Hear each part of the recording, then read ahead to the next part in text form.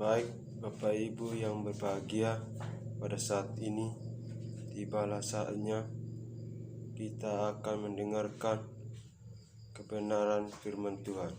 Sebelum kita membaca dan merenungkan akan kebenaran firman Tuhan, kita satu dalam doa.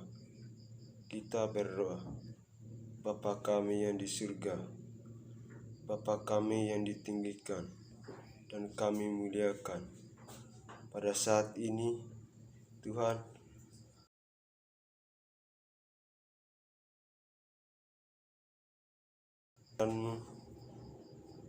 firman biar Tuhan memberkati kami dan memberi kami hikmat dan roh ketenangan, sehingga kami boleh memahami akan kebenaran firman-Mu. Dan berkati juga hamba-Mu Tuhan yang akan menyampaikan firman-Mu, sehingga apapun yang hamba sampaikan boleh sesuai dengan kehendak-Mu. Berfirmanlah Tuhan, karena kami siap untuk mendengarkan. Di dalam nama Tuhan Yesus Kristus kami berdoa. Amin. Baik, Bapak Ibu yang menjadi nas renungan pada saat bacaan kita saat ini terambil dari Injil Lukas pasal 8 ayat 22 sampai 25 dengan topik angin ribut diredakan. Baca di dalam Alkitab. Pada suatu hari Yesus naik ke dalam perahu bersama-sama dengan murid-muridnya, dan ia berkata kepada mereka, "Marilah kita bertolak ke seberang danau." Lalu bertolaklah, dan ketika mereka sedang berlayar, Yesus tertidur. Sekonyong-konyongnya turunlah taufan ke danau, sehingga perahu itu kemasukan air, dan mereka berada dalam bahaya. Maka datanglah murid-muridnya membangunkan dia, dan katanya, "Guru, kita binasa." Ia pun bangun, lalu menghardik angin dan air yang mengamuk itu. Dan angin dan air itu pun dan danau itu pun menjadi. Lalu kata kepada mereka, "Dia mana kepercayaanmu?" Maka takutlah mereka dan heran, lalu berkata seorang yang lain, "Siapa gerangan orang ini, sehingga ia memberi perintah kepada angin dan air, mereka taat kepadanya."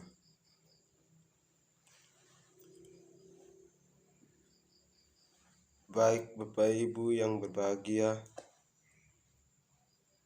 yang telah membaca kebenaran firman Tuhan sesuai dengan Injil yang sudah menjadi bacaan kita bersama dalam pasal 8 ayat 22 sampai 25 menceritakan angin ribut diredakan. Saat Yesus berada dalam perahu bersama-sama dengan murid-muridnya dengan bertolak ke seberang danau.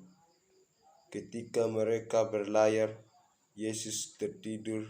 Ketika itulah turun sebuah angin taufan ke danau, sehingga perahu yang mereka tumpangi kemasukan air, yang membuat murid-murid Yesus ketakutan dengan peristiwa yang mereka alami. Maka murid-murid Yesus membangunkan Yesus dan berkata, Guru, kita binasa." Dan Yesus bangun, meredakan angin dan berkata kepada mereka, "Di manakah kepercayaanmu?" Maka takutlah mereka dan heranlah semua murid-murid Yesus yang bersama-sama dengan Yesus. Murid-murid bertanya satu dengan yang lain, "Siapakah orang ini sehingga memerintahkan angin dan tunduklah kepada mereka?" Yang menjadi tafsiran dalam pembacaan Injil Lukas pasal 8 ayat 25 adalah yang pertama, pengujian iman murid-murid Yesus, seperti kata Yesus kepada mereka, "Di manakah kepercayaanmu?" Yang kedua, hanyalah Yesus sumber pertolongan satu-satunya dalam hidup manusia. Seperti yang kita baca, Yesus meredakan angin ribut. Yesus adalah Tuhan yang mengetahui apapun yang sedang terjadi maupun yang sudah terjadi. Karena Dia adalah Anak Allah, mengetahui segala bahwa dalam perjalanan Yesus bersama murid-muridnya, Yesus sudah mengetahui bahwa angin ribut akan menghambat perjalanan mereka. Tetapi Yesus tertidur.